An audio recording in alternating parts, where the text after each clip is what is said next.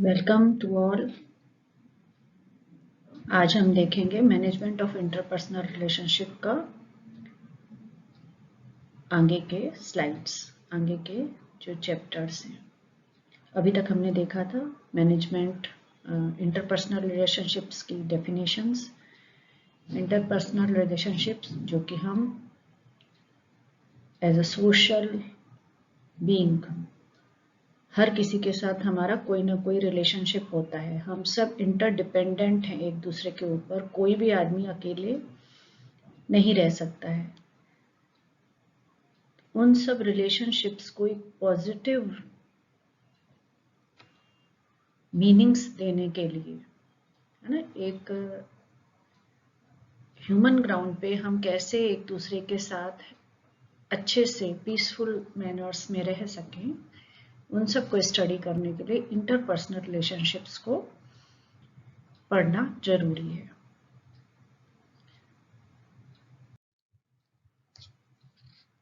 तो interpersonal relationship in educational organisation.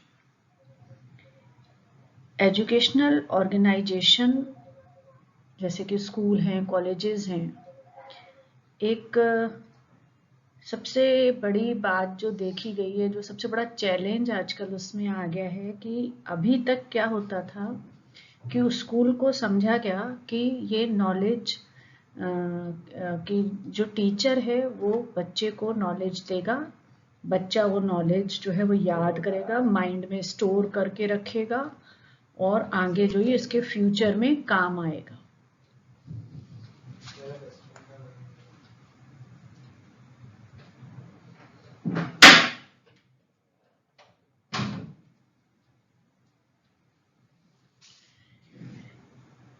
तो पर कहीं ना कहीं कोर्स कंप्लीट कराने के लिए हम लोगों ने जो एक स्कूल में जो एक माहौल बनता गया और हर स्कूल को एक दूसरे से compete करने के, हमारा स्कूल ज़्यादा अच्छा, हमारे यहाँ ज़्यादा अच्छी पढ़ाई होती है, जो अलग अलग बोर्ड्स हैं उनका, तो एक सिलेबस का कंपटीशन हो गया, एक परसेंटेज की होड़ हो गई।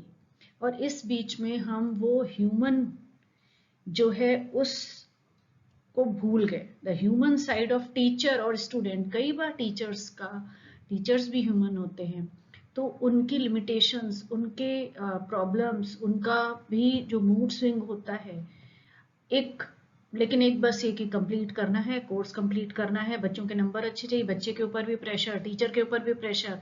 तो न टीचर, कई बार टीचर्स जो है बच्चों को पर्सनल अटेंशन नहीं दे पाते हैं, न उनकी प्रॉब्लम समझ पाते हैं। जैसे हमने तारे जमीन पर देखा, एक फिल्म देखी थी, ऐसे बहुत सारे इश्यूज उठते हैं कि हम बच्चों को, इवन माँ बाप भी नहीं समझ पाते बच्चों को, क्योंकि सब अपनी अपनी होड़ में लगे हुए हैं। तो हम एक दूसरे का समझने की कोशिश ही नहीं करते हैं कि आखिर बच्चों को चाहिए क्या। केवल एक क्लास कंप्लीट हो गई, एक ग्रेड मिल गया, है ना, एक सीढ़ी ऊपर चले गए, सेकंड से थर्ड, थर्ड से फोर्थ, फोर्थ से फिफ्थ, बस ये दौड़ चल रही है। तो human side of teacher and student was neglected or lost because the major focus of the educational activities then was the content delivery rather than creating an interpersonal context that foster learning. तो ऐसे जैसे इसीलिए बार बार गुरुकुल की शिक्षा प्रणाली को याद किया जाता है इंडिया की, कि उस समय क्या होता था कि टीचर के घर में जाके, गुरु के घर में जाके शिष्य रह रहे हैं और उसका गुरु की उनके ऊपर पूरी नजर होती थी। ना केवल वो ज्ञान देते थे बल्कि उनका पूरा जीवन जो था उनके, वो उसको ऑब्जर्व करके उनके व्यवहार की कमियां, उनको उनकी प्रॉब्लम्स, उनके अलग अलग सारी चीजों को वो देखते थे और उनको डेवलप करते थे।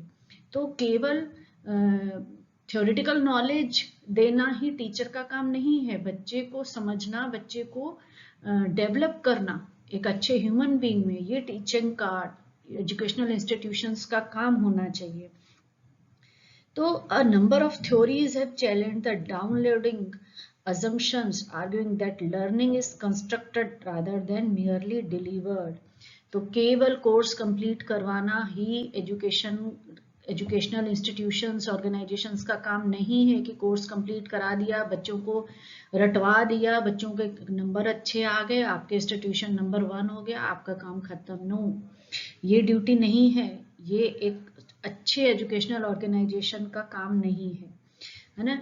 तो इंटरपर्सनल रिलेशनशिप, अगर आपके बच्चे बड़े होके अपने टीचर्स को एक रिस्पेक्टफुली याद नहीं करते हैं तो वो टीचर का तो आई एम सॉरी टू से कि वो टीचर तो फिर उसको टीचर कहलाने का हक ही नहीं है। अगर जिसको कि बच्चे 10-15 साल अपनी लाइफ टाइम याद ना रखें कि इसने हमारी जीवन बदला। नॉलेज तो बहुत जगहों से मिल जाता है, गुरु का काम है नॉलेज के साथ साथ उसकी अंडरस्टैंडिंग देना, उसको हमारे जीवन में कैसे वो बदलाव लाता है, ये एक असली गुरु की कहानी का निशानी है। तो 3 prominent features of present educational emphasis also challenge these assumptions. तो इंटरपर्सनल रिलेशनशिप की जरूरत महसूस हो रही है आजकल। तो क्या फीचर है? A shift from focus on effective teaching to concern for individual learners effective learning. अब जो है लोग इस दौर से थक चुके हैं। अब एक लोगों में ये अवेयरनेस आई है कि इफेक्टिव टीचिंग नहीं होनी चाहिए कि कोई टीचर कितनी अच्छी तरह से समझा रहा है चीज को।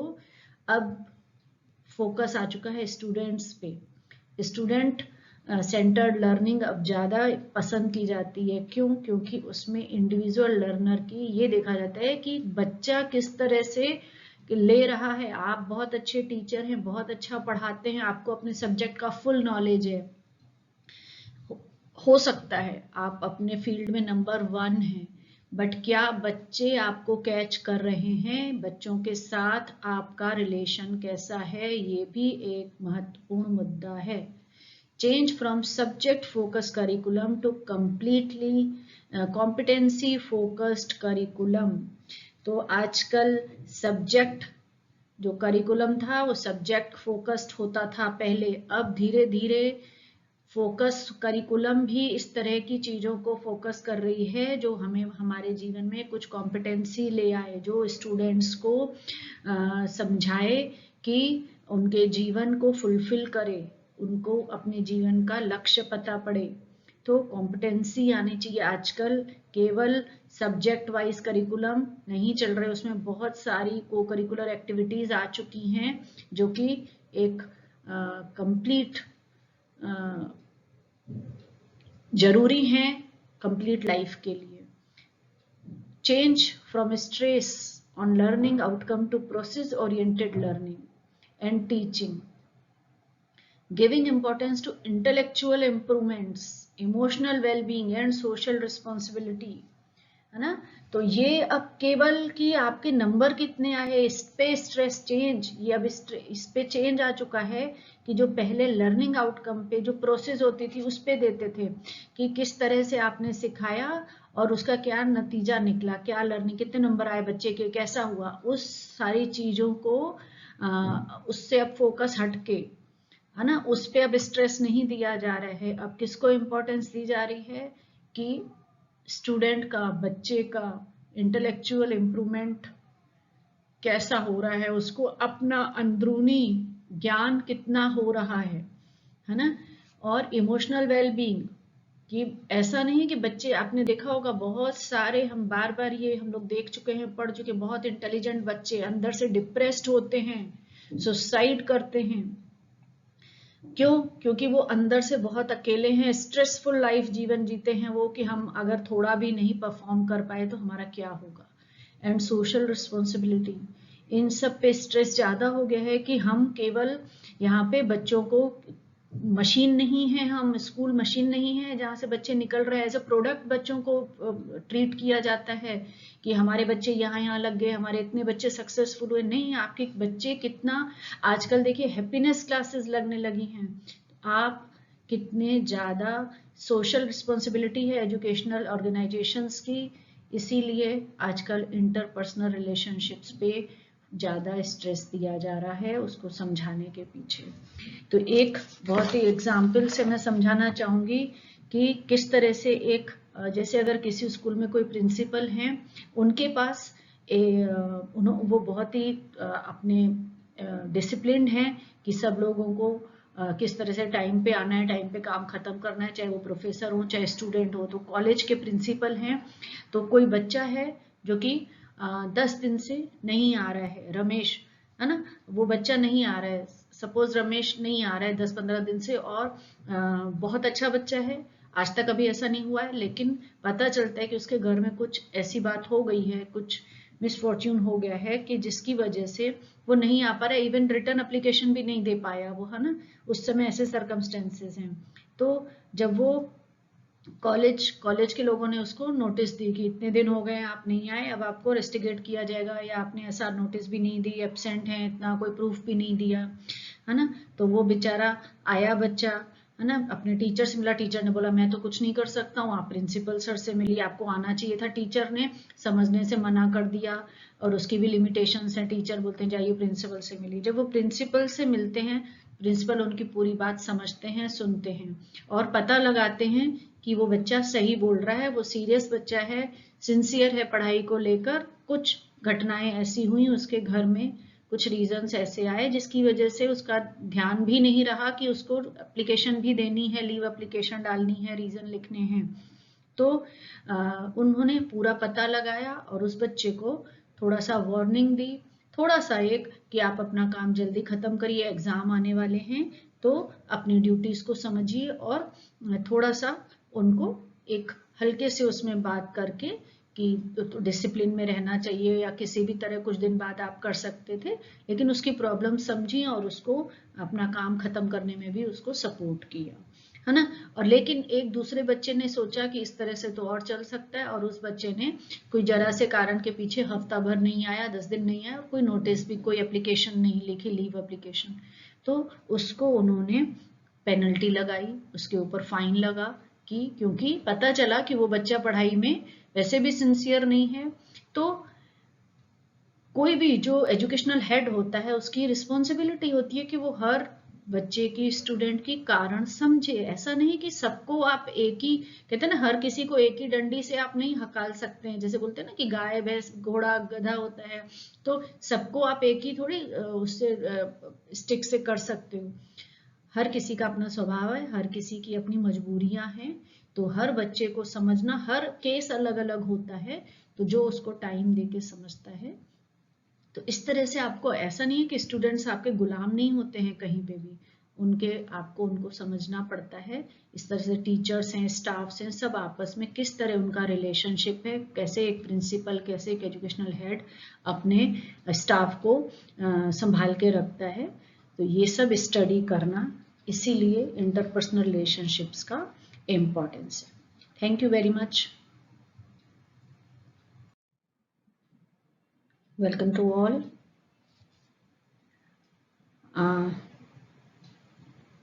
Interpersonal relationship in educational setup. An interpersonal relationship is vital between students and teachers, administrator and teacher, school staff, personnel, parents and community members, teachers and fellow teachers, for creating a conducive learning environment for students. It is important to identify, encourage, and sustain behavior that is associated with the nurturing of interpersonal relationships that encourages students' overall development. तो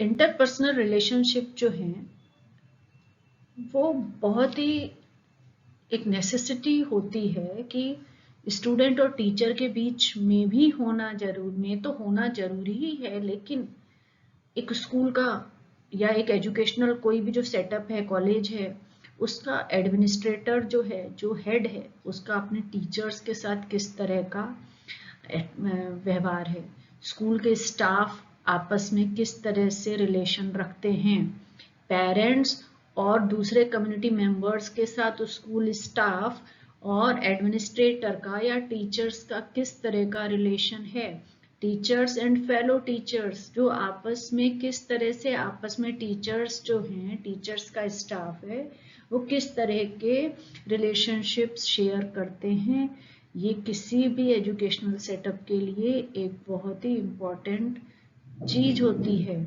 इसी से किसी भी college का या education institute का नाम होता है। जैसे आपने कई बार सुना होगा, जो रतन टाटा, जो टाटा ग्रुप है, उसकी रिस्पेक्ट जो है वो सबसे ज्यादा है इंडिया में, बाकी किसी भी करोड़पति कंपनी से, जो करोड़पति अरबपति या जो भी हैं, जितने भी करोड़ हैं उनके पास। तो आपने बार बार रतन टाटा जी की बात पढ़ी सुनी होगी कि वो अपने स्टाफ के साथ अपना प्रॉफिट शेयर करते हैं और बहुत रिस्पेक्टफुली उनके स्टाफ के साथ वो बिहेव आते हैं, किस तरह से वो अपने प्रॉफिट्स का 50% से ज्यादा डोनेट कर देते हैं। तो और खुद कितना सादा जीवन, या उनका खुद का व्यवहार अपने स्टाफ के साथ बार बार दिखाया। अभी कुछ दिनों पहले उनकी एक फोटो शेयर हुई थी कि किस तरह से उन्होंने अपने सिक्योरिटी के एक मेंबर के साथ, जो उनकी सिक्योरिटी देखते हैं, उनके एक मेंबर के साथ अपनी केक कटिंग किया, बर्थडे मनाया था बहुत ही सिंपल वे में। तो एक ये सीखने को मिलता है कि बड़ा होना मतलब बहुत ज्यादा पैसे कमाना या बहुत ज्यादा आपके स्कूल में स्टूडेंट्स हैं उससे नहीं है। आपके स्कूल का नाम, बच्चे हैं जो पेरेंट्स हैं वो बाहर जाके आपके स्कूल के बारे में क्या बात करते हैं, आपका स्टाफ पेरेंट्स के साथ या जो बाकी कम्युनिटी मेंबर्स हैं हमारे, उनके साथ किस तरह से पेश आते हैं, ये आपके एजुकेशन इंस्टीट्यूट के लिए बहुत जरूरी है। इसके लिए इंटरपर्सनल रिलेशनशिप को जानना और समझना बहुत जरूरी है, क्योंकि it is important to identify, encourage and sustain behavior that is associated with the nurturing of interpersonal relationship. तो इन सब का that encourage students overall development, हमारे बच्चों का ओवरऑल डेवलपमेंट डिपेंड करता है। जैसे कि अगर किसी घर में माँ बाप झगड़ते रहते हैं या घर वालों में बहुत झगड़ा होता रहता है, वो बच्चे का ओवरऑल डेवलपमेंट जो है वो पॉजिटिव हो ही नहीं सकता, भले ही वो बच्चा पढ़ाई में बहुत तेज हो। हमने कई फिल्में इस तरह की देखी है जहाँ की बच्चे अपने आप को बहुत अकेला महसूस करते हैं। बहुत हीरो हीरोइनों का कई बार इस तरह का करेक्टर दिखाते हैं कि वो ब्रोकन फैमिली से आते हैं या अपनी फैमिली मेंबर्स की व्यवहार से ही बहुत परेशान होते हैं, भले ही वो लाइफ में कितने सक्सेसफुल हो लेकिन वो खुश नहीं रहते। तो एक ओवरऑल डेवलपमेंट के लिए, चाहे घर हो या एजुकेशनल इंस्टीट्यूट हो, वहाँ पे इंटरपर्सनल रिलेशनशिप पॉजिटिव होना बहुत जरूरी है। उनको इनकरेज करना, इस तरह के रिलेशनशिप को समझाना और उसको आइडेंटिफाई करना बहुत ही ज्यादा जरूरी है। टीचर स्टूडेंट रिलेशनशिप, तो सबसे बड़ा इम्पैक्ट जो किसी भी बच्चे की लाइफ पे आता है वो आता है अपने टीचर के साथ उसका रिलेशनशिप कैसा है। इस बात पे भी बच्चों की पढ़ाई बहुत ज्यादा डिपेंड करती है। आपने देखा होगा कोई अगर टीचर बहुत अच्छा है तो बच्चे उस सब्जेक्ट में बहुत अच्छा परफॉर्म करते हैं।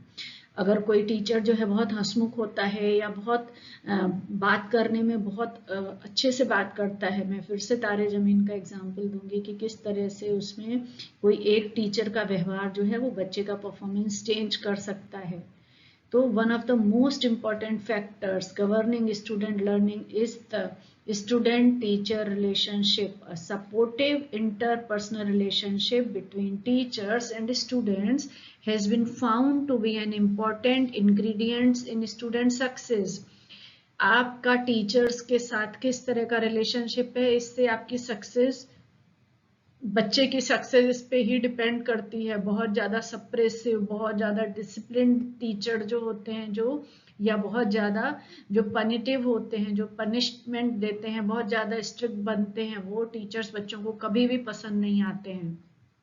और कई बार बच्चों का मन उस सब्जेक्ट से उठ जाता है जिसका टीचर अच्छा नहीं होता है, जिसका व्यवहार बच्चों के साथ अच्छा नहीं होता है। Teachers' rich knowledge and amicable personality is the basis of harmonious relationship.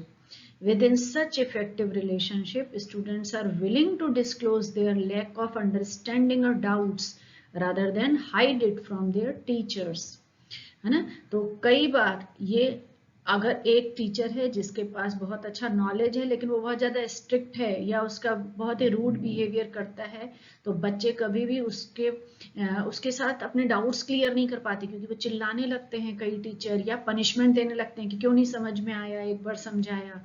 लेकिन कुछ ऐसे टीचर्स हैं तो जो बच्चों को प्यार से समझाते हैं, बार बार समझाते हैं। उनके सामने देखिए, कुछ टीचर्स के सामने बच्चे बहुत आराम से खुल के अपनी प्रॉब्लम्स बताते हैं और अपने डाउट्स पूछते हैं। तो ये टीचर्स और स्टूडेंट का रिलेशन होना चाहिए कि बच्चा बिना किसी डर के अपने टीचर के पास जाके अपने डाउट्स क्लियर कर सके। Students are more participative and attentive and thus ask more question and more actively engage.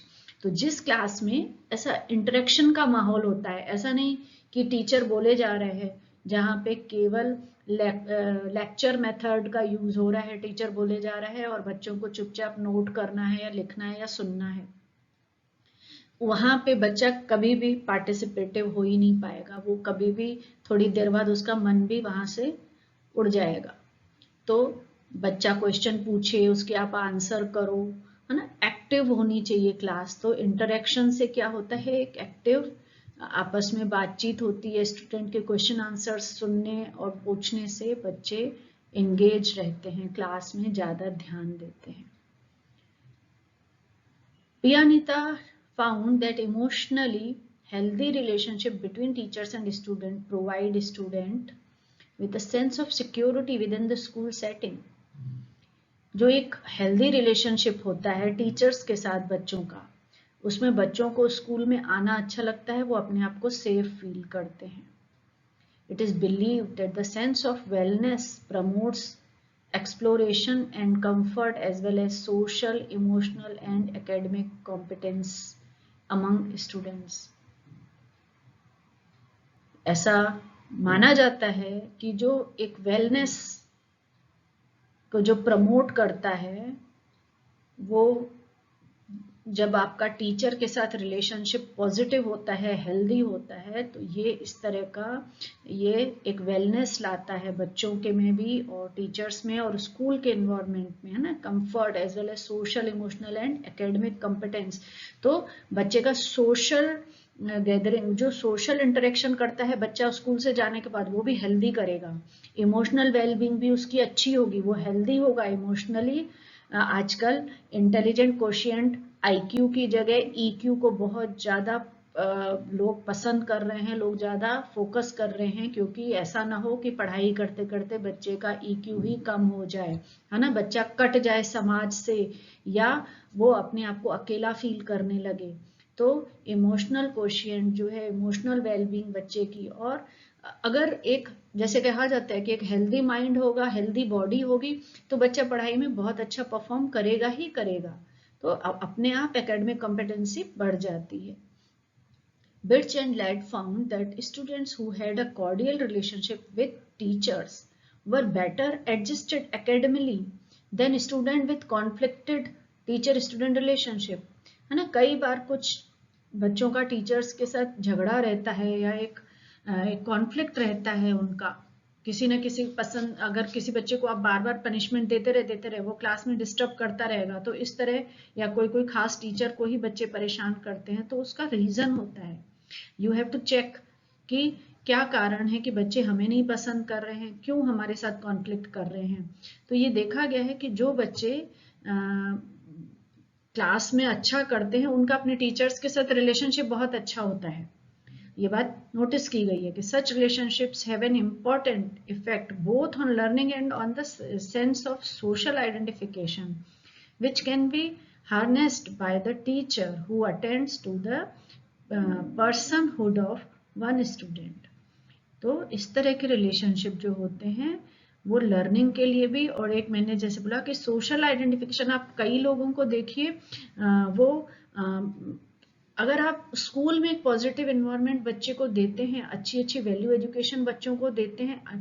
देखो बच्चा ना, एक ये बहुत ही कॉमन सी सेइंग है कि हम बच्चे जो हैं, चाहे घर हो चाहे बाहर हो, है ना, एक ये ठीक है हम एजुकेशनल इंस्टीट्यूट पढ़ रहे हैं, पर बच्चे जो हैं वो हम प्रीचिंग से ज़्यादा बच्चे हमारा ऑब्जर्वेशन से सीखते हैं। आप बहुत ज़्यादा लेक्चर दे दीजिए, बहुत मॉरल एजुकेशन बच्चों को कहानियाँ पढ़ पढ़ के सुनाइए, बट आपका जो बिहेवियर है ना, वो आपका जो व्यवहार है दुनिया के साथ या आपस में, या आप खुद चिल्लाते रहते हैं और दूसरे को बोलते हैं शांत रहो शांत रहो, है ना, इस तरह के व्यवहार जो कॉन्फ्लिक्ट आपके आते हैं, तो आप क्या प्रीच कर रहे हैं एंड आप क्या व्यवहार कर रहे हैं। अगर वो दोनों में कॉन्फ्लिक्ट होगा तो बच्चा सीखेगा क्या। बच्चे सीखते हैं ऑब्जर्वेशन से, वो हमारी बातें नहीं सुनते, वो अपने ऑब्जर्वेशन से सीखते हैं।